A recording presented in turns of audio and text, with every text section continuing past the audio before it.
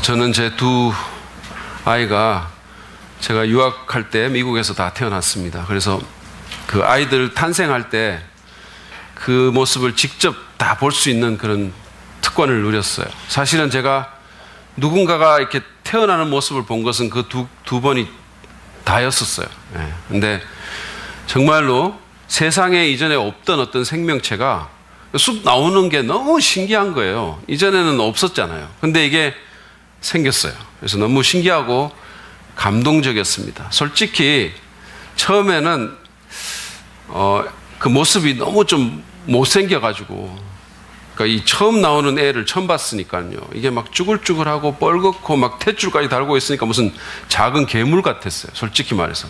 그래서 좀 처음에는 너무 이상하긴 했는데 인의 경이의 감정에 사로잡혀 버렸습니다. 저뿐만이 아니었어요. 거기 있는 의사 선생님과 모든 간호사들이 막 한호성을 부르고 너무 기뻐하는 그런 모습을 봤습니다. 여러분, 생명의 탄생은 정말 감격적인 일이고 신비로운 일입니다. 아무 형체도 없던 것이 한 10개월 정도 엄마의 뱃속에서 머리가 생기고 손가락, 발가락, 손톱, 발톱 이런 게 다 생기잖아요. 그리고 장기가 생기고 위, 내장, 소장 이런 게 생기잖아요. 그러고는 이제 기한이 되면 그야말로 고고지성을 울리면서 세상으로 나옵니다. 그럼 도대체 어떻게 이런 일이 가능할까요? 어떻게 이런 일이 있을 수 있습니까? 의사들도 이 생명 출생의 과정은 설명할 수 있지만, 말할 수 있지만 어떻게 해서 그런 일들이 다 이루어지는지는 설명하지 못한다고 합니다. 그것은 정말 신비해요. 그리고 그것은 위대합니다. 정말 위대한 탄생이에요. 기독교는 생명의 종교라고 말들을 하죠. 교회 이름도 이렇게 보면 새생명교회니 새삼교회니 뉴 라이프 교회니 다시 사는 교회니 생명나무 교회니 이렇게 좀 생명과 연관된 그런 이름을 갖는 교회들이 많죠. 기독교는 누군가가 기독교로 회심하는 것도 이 생명에 관계된 단어를 쓰죠. 우리는 거듭난다라는 단어로 기독교의 회심을 설명을 합니다. 중생이라고도 하는데 이것은 다시 태어난다라는 뜻입니다. 자연적인 출생도 신비롭고 위대하지만 이 영적인 출생은 더욱 그러합니다. 정말로 신비롭고 위대합니다. 우리가 2주 전에 우리 침례받던 한 자매 간증을 들었잖아요. 여기서. 그 자매가 원래 기독교 싫어했던, 교회를 싫어했고 남편 손잡고 점집에 다니고 귀신에게 절도했다는 그런 자매였습니다. 그렇죠? 작년 제가 12월 달인가 하여튼 그 처음 나오는 걸 기억하는데 그때만 해도 5주만 나와보겠다고 이렇게 하면서 나오셨어요. 그때만 해도 기독교인이 아니었습니다. 그러던 그 자매가 어느 순간에 크리스천이 돼서 지금은 하나님을 예배하는 것이 가장 큰 기쁨이 됐다라고 말을 하잖아요. 예전에는 아무 느낌도 없었고 오히려 막 이 교회 오는 사람들 보면 너무 싫고 막 그랬는데 이게 예배하는 것이 가장 큰 기쁨이 됐어요. 언제나 앞을 볼 수 없는 두려움에 휩싸여 살았는데 지금은 하나도 두렵지 않다라고 그렇게 간증하는 거 여러분 들으셨잖아요. 상황은 사실은 바뀐 게 없어요. 어떻게 이런 일이 있을 수 있을까요? 어떻게? 여러분 C.S. 루이스라고 이름 들어보셨을 거예요. 이 사람은 나니아 연대기라는 그런 작품으로 굉장히 유명한 사람인데 옥스퍼드 출신의 무신론자였습니다. 무지하게 똑똑한 사람이었어요. 그래서 이 지성의 이 학문적인 세계에서는 굉장히 인정받는 분인데 여러분 사람이 이렇게 옥스퍼드 대학의 교수 하나 하기도 얼마나 힘들어요. 근데 이분은 30대 초반의 젊은 나이에 두 학교 옥스퍼드와 케임브리지에 동시에 교수로 재직하던 사람입니다. 별로 놀라지를 않으시네요. 여러분들은 어떻게 해야 놀라시겠어요? 엄청난 분이에요.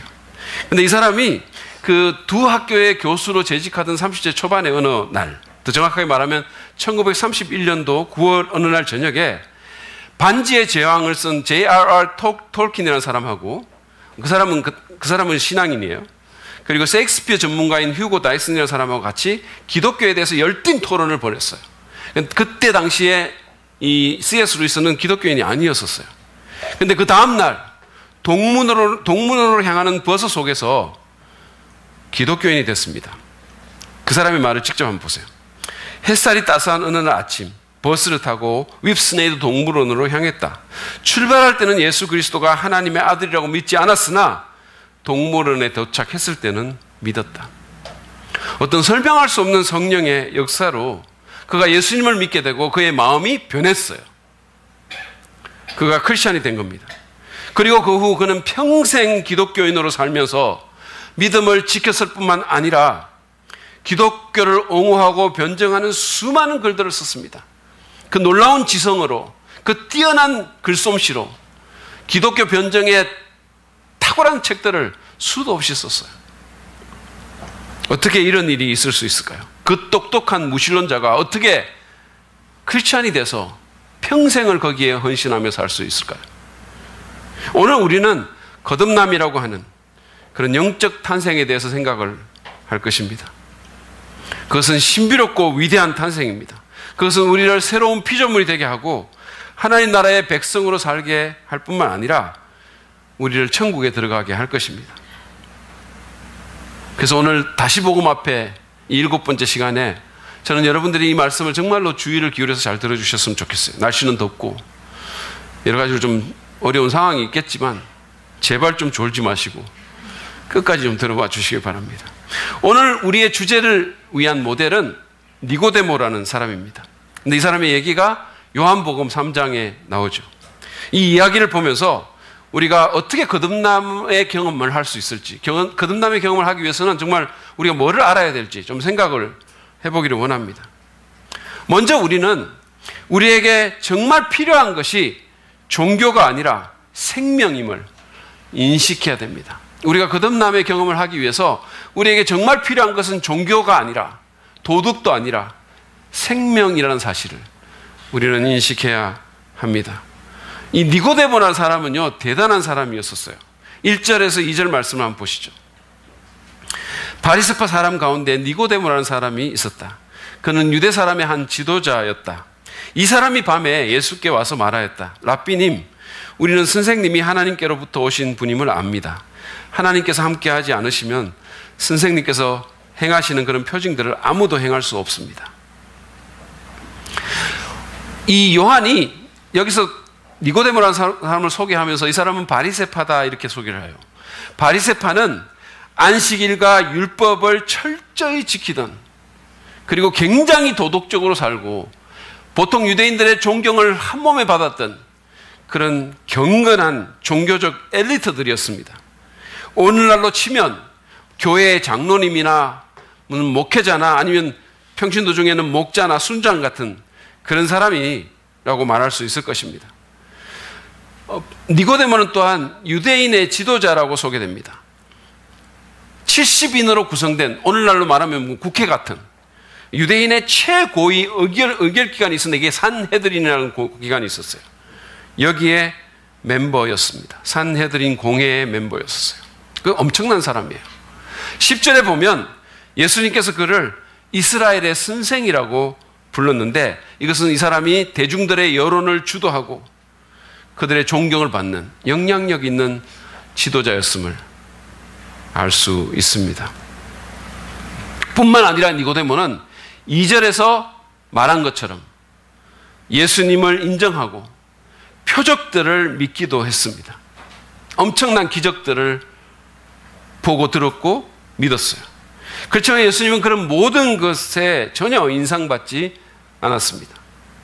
그분은 니고데모에게 3절에서 이렇게 말씀합니다. 보시죠. 예수께서 그에게 말씀하셨다. 내가 진정으로 너에게 말한다.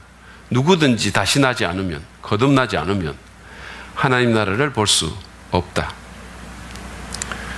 5절에 보시면 예수님께서는 거듭나지 않으면 하나님 나라를 들어갈 수도 없다라고 말했어요. 다시 말해서 우리가 거듭나지 않으면, 다시 태어나지 않으면 하나님 나라를 볼 수도 들어갈 수도 없다는 말씀이에요. 예수님의 이 말씀은 니고데모에게, 그리고 우리에게 정말 필요한 것이 종교가 아니라 생명임을 분명히 가르쳐 줍니다. 우리는 종종 우리에게 뭐가 필요한지를 잘 몰라요. 정말로 모릅니다. 얼마 전에 제 아내가 이렇게 TV 이렇게 돌려보다가 홈쇼핑을 보면서 거기 후라이팬 광고가 나온 거예요. 그래서 저보고, 여보, 저게 우리한테 필요할까? 이렇게 저한테 물었어요. 그것은 식빵이나 또는 밥 같은 데다가 뭘 집어넣어가지고 눌러놓기만 하면 밥버거라든지 무슨 샌드위치가 되는, 그것도 딱 막힌 엄청나게 매력적인 샌드위치가 되는 그런 신비의 후라이팬이었었어요. 그래서 제 아내가 그걸 물어보기 때문에 제가 그걸 좀 봤는데 저는 곧 그것에 매료당했습니다. 놀라운 후라이팬이었었어요. 저뿐만 아니라 사랑하는, 제가 너무도 사랑하는 딸내미에게 너무도 필요한 것 같았어요. 식빵 두 쪽 사이에 무슨 참치든 햄이든 뭐든 넣고 그냥 눌러가지고 불에만 올려놓으면 이게 그냥 막 파리바게뜨에서 하는 것보다 더 멋진 명품 샌드위치가 된다는 거 아닙니까?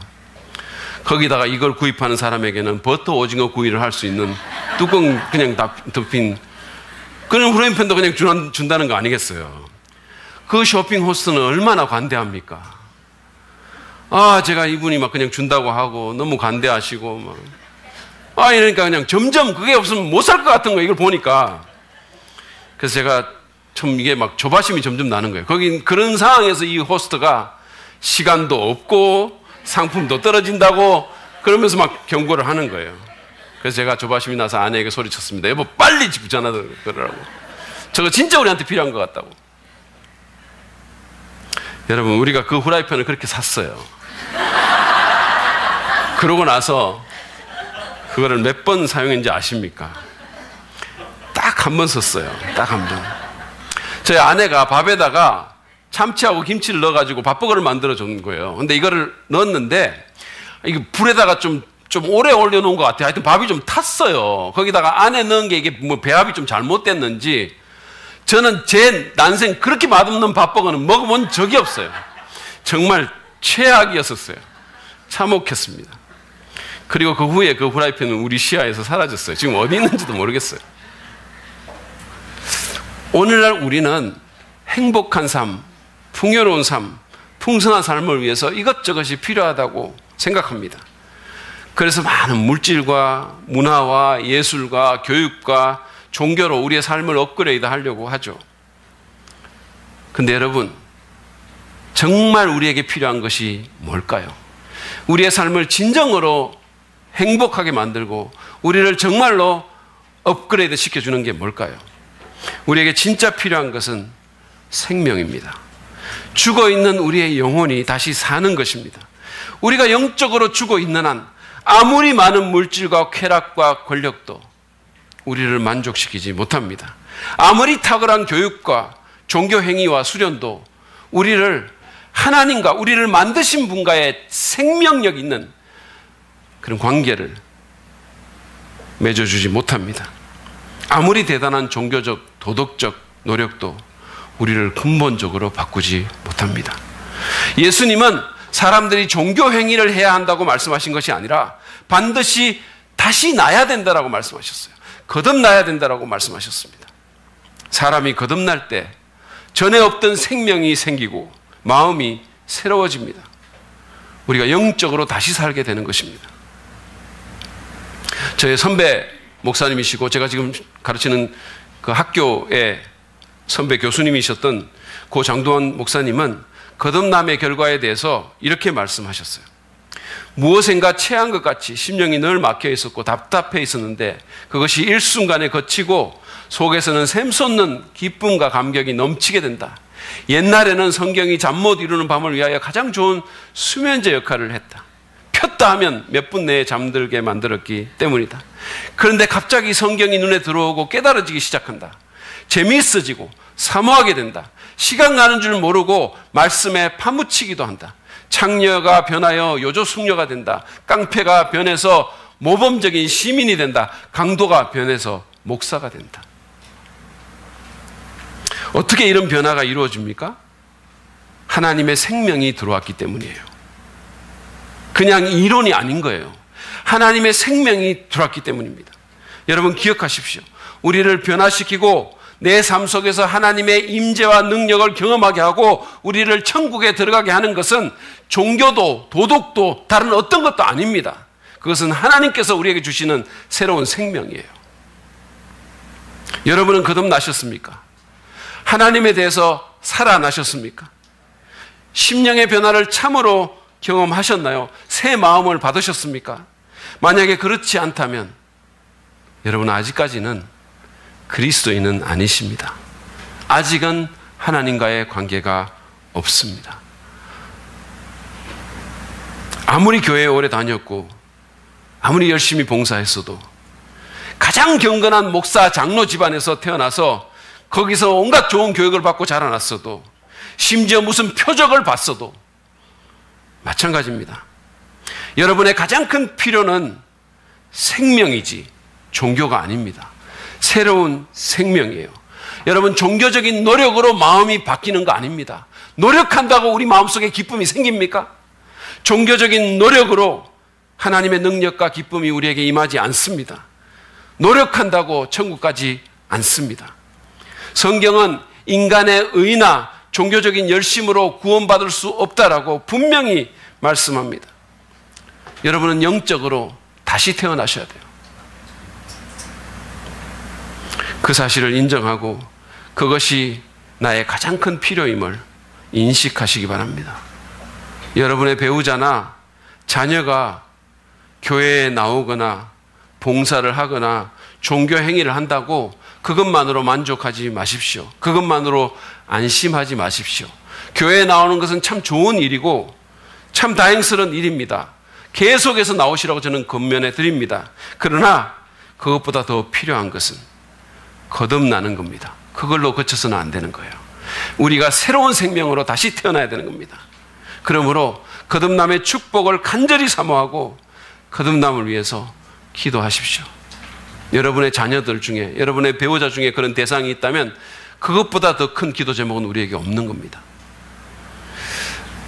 이 본문은 또한 우리에게 거듭남의 경험을 하기 위해서 우리는 우리의 무능력을 인정하고 겸손과 간절함으로 거듭남을 구해야 함을 가르쳐 줍니다. 여러분, 거듭난다는 것은요, 내 능력이나 의지와 무관합니다. 탄생은 그렇잖아요. 수동적인 행위잖아요. 태 속에 들어있는 아이는 분만에 기여하는 바가 전혀 없어요. 여러분, 아이가 자기 능력으로 탄생합니까? 태어난 아이를 보고 어떤 사람이 아이야, 너는 정말 어쩌면 그렇게 날렵한 동작과 테크닉으로 그 복잡하고 난해한 너희 엄마의 뱃속을 통과해서 이렇게 잘 나왔니? 정말로 놀랍다라고 하면서 그 아이의 목에다가 금메달 걸어주는 사람이 과연 있습니까? 오히려 울고 있는 아이에게 이젠 그 입 좀 셧업 그러면서 고무 젖꼭지를 물려주죠. 그렇지 않습니까? 오늘 본문에서 예수님은 다시 태어난다는 말에 대해서 감을 못 잡고 있는 니고데모에게 거듭난다는 것은 성령의 신비스럽고 초자연적인 사역임을 알려주십니다. 5절에서 8절 말씀 보시죠. 내가 진정으로 너에게 말한다. 누구든지 물과 성령으로 나지 않으면 하나님 나라에 들어갈 수 없다. 육에서 난 것은 육이요 영에서 난 것은 영이다. 너희가 다시 태어나야 한다고 내가 말한 것을 너는 이상히 여기지 말아라. 바람은 불고 싶은 대로 분다. 너는 그 소리는 듣지만 어디에서 와서 어디로 가는지는 모른다. 성령으로 태어난 사람은 다 이와 같다. 예수님은 거듭나는 것이 성령으로 태어나는 것이라고 말씀했었어요. 성령의 역사라고 얘기하는 겁니다. 그러면서 마치 바람이 부는 것처럼 정말 신비롭게 뭔가가 일어나지만 그게 어디서부터 어떻게 되는지는 모른다 그랬어요. 그리고 그러나 그 일이 지나가고 나면 분명히 그 영향력이 있는 것을 알게 된다라고 얘기했어요. 누군가가 거듭나면 마치 바람이 불면 막 나뭇가지가 흔들리듯이 누군가가 거듭나면 그 영향을, 그 결과를 알게 돼 있다 그랬어요. 여러분 6절 말씀은 이렇게 말하잖아요. 육에서 난 것은 육이요 영에서 난 것은 영이다 그랬어요. 그래서 유영희 사모님은 영에서 난 거예요. 이거 아재 개그인데 막 좀 많이 우셔주셔야 되는데. 육에서 난 것은 육이요 영에서 난 것은 영이라는 말이 무슨 뜻입니까? 이것은 자연적인 생명을 가지고는 영이신 하나님의 가족이 될 수 없다는 말이에요. 생명의 종류가 다르다는 거예요. 우리가 그냥 육에서 난 걸로 그친다면, 우리가 자연적인 생명만 갖고 있다면, 그렇다면 영이신 하나님의 자녀가 될 수가 없다라는 거예요. 여러분 생각해 보십시오. 개를 아무리 개량시켜도 개는 개입니다. 개가 개같이 행동해도 개고, 개가 개같이 행동 안 해도 개예요. 개에다가 사람 옷을 입히고 사람 침대에 같이 데리고 자도 개는 개입니다. 개를 아무리 학원이나 유치원에 보내도, 요즘 그런 사람도 있다 그러잖아요. 개를 무슨 유치원 보내고, 개 유치원도 있대. 개를 아무리 학원이나 유치원에 보내도 개는 개예요. 아무리 개에다가 사람 이름을 붙여가지고 무슨 재기야 현수가 막 그런다 하더라도, 여러분 그런다 그러잖아요. 얘기 못 들으셨어요? 사람들이 교회에서 기분 나쁘면 개에다가 목사님 이름 붙인다고. 여러분이 아무리 개에다가 뭐 사람 이름 붙이고 내 아들이라 그러고 내 딸이라 그런다 하더라도 개는 그냥 개예요. 여러분 자녀 될 수 없습니다. 왜냐하면 생명의 종류가 다르기 때문이에요. 마찬가지로 인간의 자연적인 생명이 하나님의 영적 생명으로 바뀌어야 하나님의 자녀가 됩니다.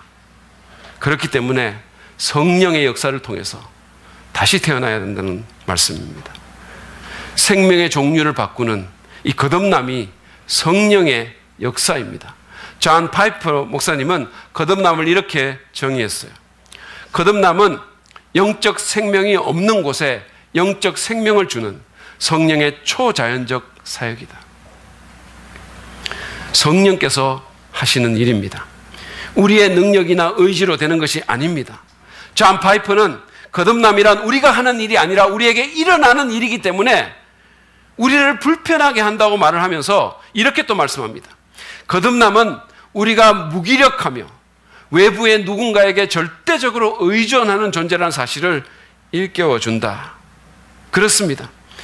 하나님의 은혜가 아니면 우리는 결코 거듭날 수가 없습니다. 왜냐하면 그건 우리에게 일어나는 일이기 때문이에요. 그러므로 우리는 우리의 무능력을 인정하고 주님의 은혜를 구해야 됩니다. 제가 몇 주 전에 설교하면서 정말 복음을 경험하기 위해서는 가난한 마음이 필요하다는 것, 그렇게 말씀드린 거 기억하세요? 이 가난한 마음이라는 것은 내가 영적으로 도덕적으로 파산 상태에 있다는 사실을 아는 것, 내게는 나를 구원할 수 있는 어떤 리소스도 없음을 아는 마음이 가난한 마음이라고 그랬어요. 거듭나기 위해서도 우리에게 그런 가난한 마음이 필요합니다. 그런 간절함과 절박함과 진실됨이 필요합니다. 여러분, 구원은 정말로 심각하고 중요한 일입니다. 그것보다 더 중요한 일은 우리 인생에 없습니다. 여러분, 우리가 죽고 사는 문제가 우리에게 얼마나 중요합니까? 정말 우리가 죽을 지경에 처하면 우리가 걸쳐있는 이 옷이 무슨 브랜드인지 그게 아무 상관도 없어지는 거 여러분 경험하시잖아요. 그게 무슨 소용이 있습니까? 사람이 지금 죽는다는데 사람이 죽고 사는 문제보다 더 중요한 거 어디 있습니까? 그런데 거듭남이라는 것은, 이 구원이라는 것은 우리가 영원히 죽는지 영원히 살는지를 결정하는 겁니다. 그것보다 더 중요한 게 어디 있습니까? 구원은 심각하고 중요한 일입니다. 우리가 정말 온 관심을 기울여도 부족한 것이 구원이에요. 여러분, 요즘 유행하는 말 중에 무엇이 중요한디라는 말이 있어요. 그 말 들어보셨어요? 굉장히 많이 나오는 말이잖아요. 이게 곡성이라는 영화의 대사로 나오는 말이래요. 옆 사람이 말해봅시다. 무엇이 중요한디? 대답 들어보세요. 뭐라고 말하는지. 여러분, 한번 생각해 보십시오. 우리가 성령으로 다시 태어나서 영적인 생명을 얻고 마음이 새롭게 되고 하나님 나라를 경험하고 영원히 그 나라에 들어가는 것보다 더 중요한 것이 어디 있습니까? 무엇이 중요한데 정말. 요즘 제가 이렇게 보면 믿기 원한다고 말하면서도 뭐 교회에 이렇게 나오면서도 거듭나서 구원을 확신하기 원한다고 말하면서도 별로 간절함도 없고 크게 관심도 두지 않고 마음에 가난함도 없는 경우를 제가 보는 거예요. 여러분, 그래서는 안 되는 겁니다. 이거 진짜 중요한 거거든요. 제가 그런 분들을 보면 이 곡성의 대사를 좀 말하고 싶어져요. 무엇이 중요한지, 무엇이 중요한지도 모르면서 그러고 싶은 거예요. 18세기 영국에 위대한 설교자인 조지 위필드라는 사람이 있습니다. 이 사람 사실은 옥스퍼드에서 이 사람도 공부했는데 열심히 성경 공부하고 이랬어요. 근데 이 사람이 사람의 영혼 속에 있는 하나님의 생명이라는 책을 읽고 거듭남에 대한 도전을 받았어요. 그리고 자신이 거듭나지 못했다는 사실을 깨달았어요. 그렇게 열심히 성경 공부하고 그렇게 열심히 기독교 동아리 활동했지만 자기가 거듭나지 못했다는 사실을 깨달은 거예요. 그는 그때부터 맹렬하게 이 하나님의 생명을 구하기 시작했어요. 자기가 영원히 잃어버린 자가 될지도 모른다는 이상하고 무서운 두려움에 쌓여서 기도했습니다. 그는 수시로 신약 성경을 읽으면서 하나님이여 중생을 알게 하옵소서, 새 생명이 내게 있는 것을 알게 하옵소서라고 부르짖었어요. 눈물로 기도했습니다. 음식도 잘 먹지 않았어요. 얼마나 이 문제가 중요했던지. 이런 과정 가운데 몸이 약해져서 의사가 7주 동안 침상에 누워있으라고 권고를 합니다. 그러나 침상에서도 그는 매일같이 회개하고 하나님이여 새 생명을 알게 하옵소서라고 간절히 구했었어요. 그때 하나님의 역사가 일어났습니다. 자기 힘과 노력으로는 아무것도 할 수 없다고 느끼던 어느 날, 더 이상 수고할 힘조차 없을 바로 그때 하나님께서 은혜의 빛을 그에게 비추시기 시작하셨어요. 예수 그리스도를 통해서 그는 자신을 하나님의 자비하심에 맡겼습니다. 하나님의 은혜가 아니고서는 아무것도 할 수 없다는 깊은 자기 절망과 좌절 속에서 하나님의 은혜를 간절히 구했습니다. 그때 위에서 내려오는 한 줄기 믿음의 빛이 그에게 버림받지 않으리라는 확신을 주었어요. 그는 그 거듭남의 체험을 이렇게 고백했습니다. 하나님께서는 그 무거운 짐을 치워주사 나로 하여금 살아있는 믿음으로 그분의 존귀하신 아들을 붙잡을 수 있게 하셨다. 오, 죄의 무게가 사라지고 수심에 잠긴 내 영혼에 하나님의 사랑에 대한 의식이 자리 잡게 되었다. 내 영혼은 얼마나 큰 기쁨으로 가득하였던지 말로 설명할 수 없는 기쁨이었다. 영광으로 가득 찬 기쁨이었다. 그날은 영원히 내 기억에 남을 날이었다. 분명히 내 기쁨은 마치 홍수처럼 강둑을 넘쳐 범람하였다. 그는 새롭게 되었습니다. 그리고 영국과 미국의 수많은 사람들에게 복음과 거듭남의 진리를 전하고 그들을 변화시키는 영광스러운 사역을 했습니다. 그야말로 문자 그대로 영국이라는 나라, 미국이라는 나라를 변화시켰어요. 나라 자체를 변화시켰습니다. 물론 모든 사람이 이 조지 위필드처럼 해야만 거듭난다는 말은 아닙니다. 사람들의 회심 체험은 다 다양합니다. 그러나 제가 그의 얘기를 나눈 것은 이처럼 거듭남의 어떤 중요성, 거듭남의 필요성을 인식하고 그 문제에 대해서 그와 같은 겸손함과 간절함과 진지한 태도로 접근할 필요가 있다는 사실을 여러분에게 말씀드리기 위해서 이 사람의 얘기를 나눈 거예요. 이보다 더 중요한 것은 없습니다. 여러분에게 정말 하나님의 생명이 있으십니까? 그냥 교회에만 나오는 게 아니라, 그냥 봉사만 하는 게 아니라, 그냥 성경 지식 아는 게 아니라 정말로 여러분에게 하나님의 생명이 있으십니까? 정말로 그러합니까?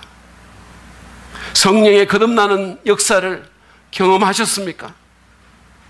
그렇지 않다면 이 문제에 대한 나의 무능력을 인정하고 하나님께 전적으로 의존하십시오. 다른 거 다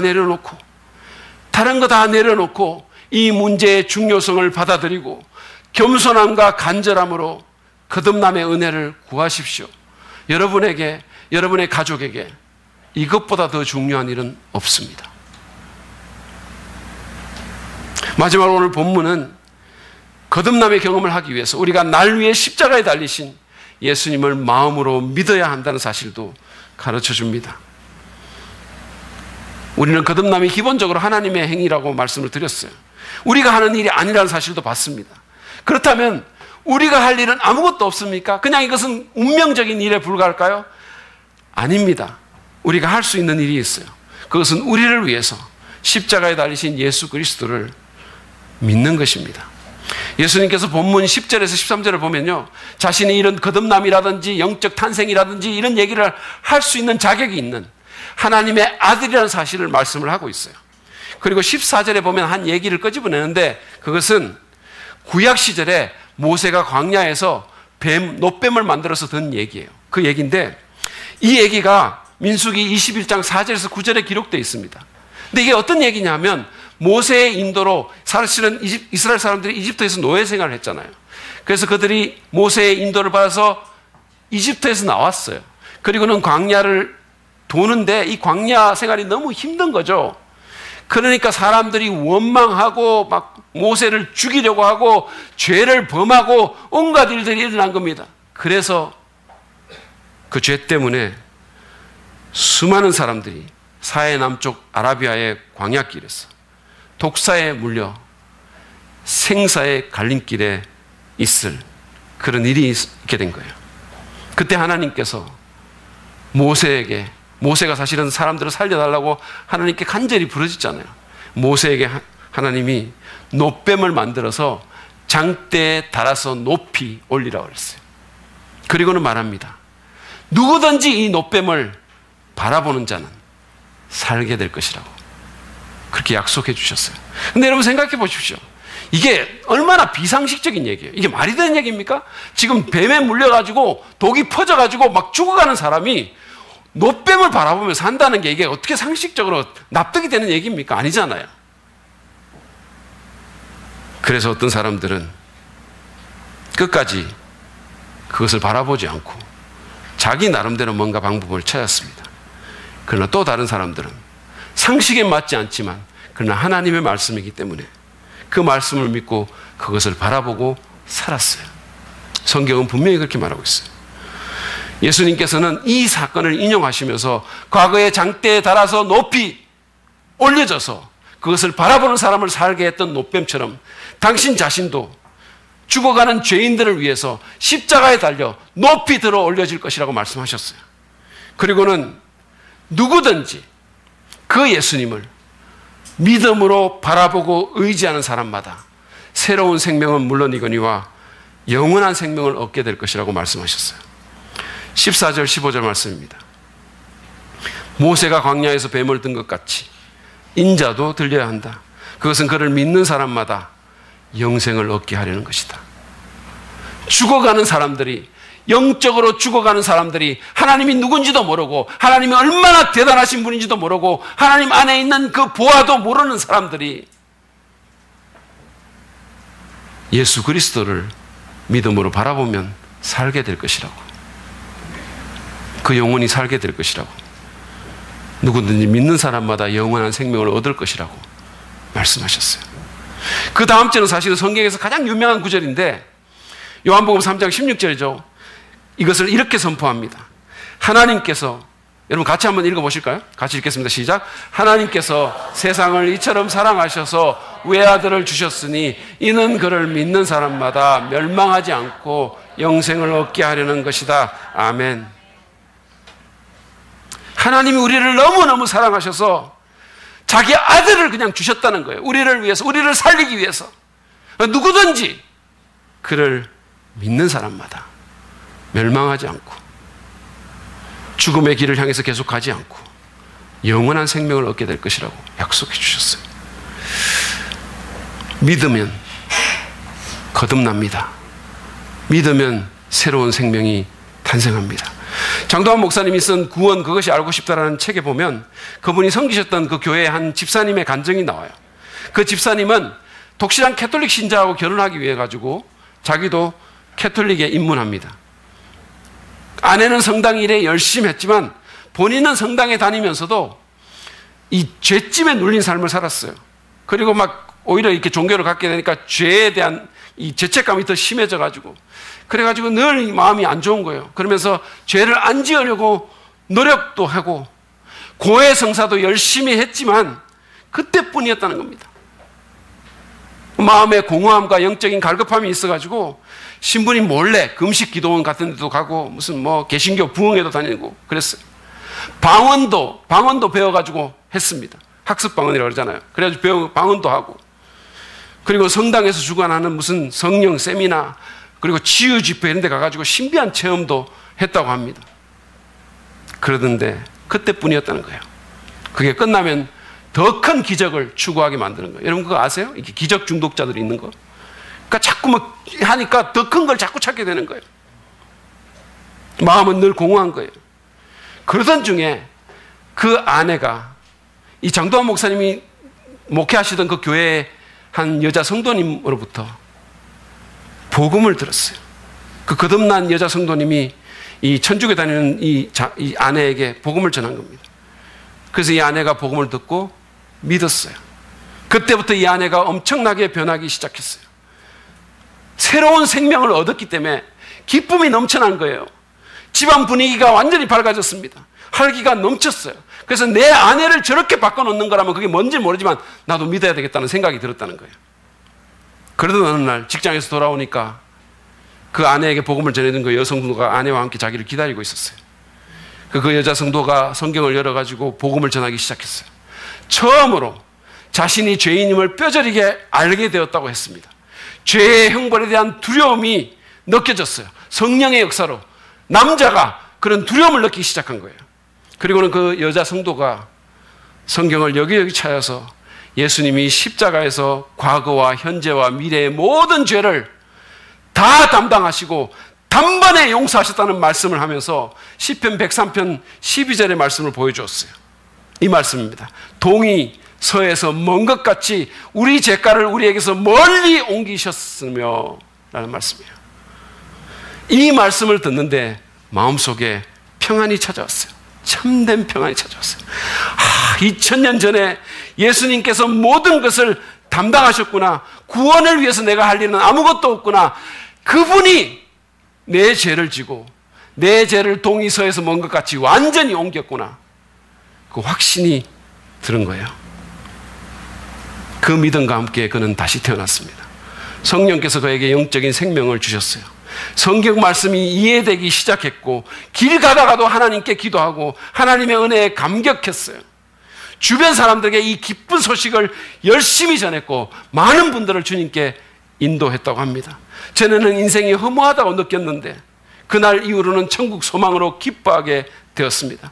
얼마 후 술, 담배가 자연스럽게 멀어졌고 영적 성장을 위해서 성당에서 교회로 옮겨서 하나님 섬기고 풍성한 삶을 살게 됐다는 그런 간증을 제가 읽었어요. 여러분 거듭나기를 원하십니까? 날 위해 십자가에 달리신 예수님을 진심으로 믿으십시오. 내 생각을 내려놓고 내 행위나 공로를 의지하지 말고 내 모든 경력들, 배경들 다 떼고 계급장 다 떼고 정말 겸손히 예수님만 믿으십시오.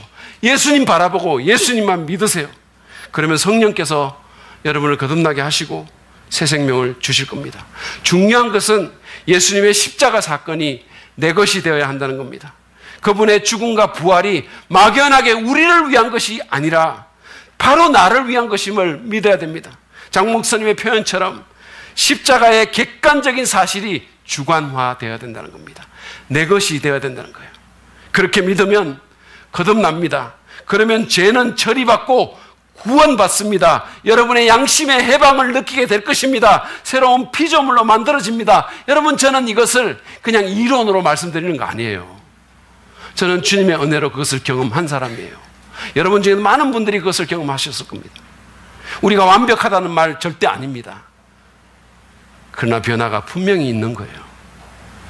우리 마음의 변화가, 생명으로 인한 변화가 분명히 있는 거예요. 종교적인 행위로 얻을 수 없는 변화가 우리 속에 생기는 거예요. 베드로전서 1장 23절에서 25절 말씀을 한번 들어보십시오. 너희가 거듭난 것은 썩어질 씨로 된 것이 아니요 썩지 아니할 씨로 된 것이니 바로 살아있고 항상 있는 하나님의 말씀으로 되었느니라. 그러므로 모든 육체는 풀과 같고 그 모든 영광은 풀의 꽃과 같으니 풀은 마르고 꽃은 떨어지되 오직 주의 말씀은 세세토록 있도다 하였으니 너에게 전한 복음이 이 말씀이니라. 우리 인생 얼마 안 있다 없어질 거잖아요. 풀은 마르고 꽃은 떨어지지만 하나님의 말씀은 영원토록 있고 영원히 파워풀하기 때문에 그 말씀이 우리를 거듭나게 만들 수 있다는 거예요. 복음의 말씀으로 거듭난다라고 말씀했어요. 여러분은 이미 그 말씀을 들었습니다.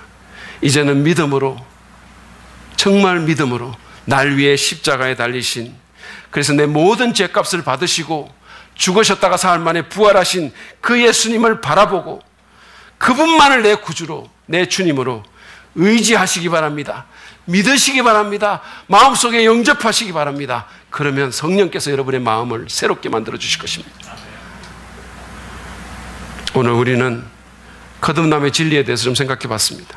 거듭나기 위해서 우리는 종교가 아니라 생명이 정말 우리에게 필요하다는 사실과 내 무능력을 인정하고 겸손과 간절함으로 거듭남의 은혜를 구해야 한다는 사실, 그리고 무엇보다도 나를 위해 십자가에 달려 죽으시고 부활하신 예수 그리스도를 마음으로 믿어야 한다는 것을 공부했습니다. 살펴봤습니다. 제 질문은 이거예요. 여러분 거듭나셨습니까? 여러분 위로부터 생명을 받으셨습니까? 하나님의 생명이 여러분에게 들어왔습니까? 여러분 이 질문에 대해서 뭐라고 대답할 것입니까?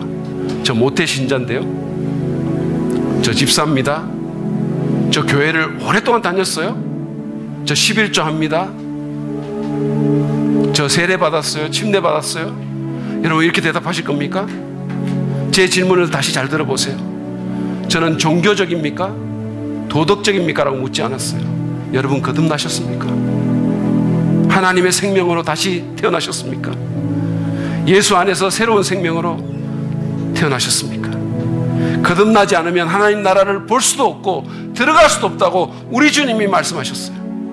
미래의 천국은 물론이거니와 지금 여기서도 하나님 나라의 권능과 영광과 기쁨을 경험할 수 없습니다. 거듭나지 않으면 영적으로 죽어있기 때문입니다. 교회에 나오는데 예배의 기쁨도 느껴본 적이 없고 말씀을 들으면 그저 졸리기만 합니까? 찬양 가사가 공감이 잘 안 되고 성경 읽기가 늘 어렵고 힘만 드십니까? 가까운 이들의 영혼에 대한 별 부담도 없고 마음은 세상적인 관심으로 가득 차 있습니까? 성도들을 사랑해야겠다는 마음도 잘 안 들고 말씀에 대한 갈증이나 하나님에 대한 갈증도 잘 느끼지 못하십니까? 만약에 그렇다면 여러분은 거듭나지 못했을 가능성이 굉장히 많습니다.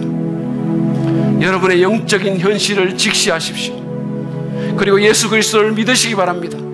죽은 영을 살리시고 구원해달라고 여러분 기도하십시오. 하나님 나를 종교인 만들어 주십시오라고 기도하지 말고 하나님 나를 살아있는 하나님 아들 만들어 주십시오.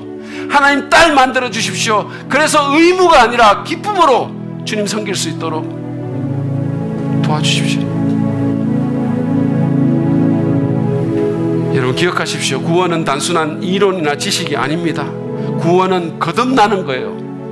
죽었던 영혼이 살아나는 겁니다. 새로운 생명이 내게 오는 겁니다. 그러므로 참 구원을 받았다면 변화가 있어야 됩니다. 이 가운데 구원받았다고 고백하시는 여러분, 여러분의 변화가 있습니까?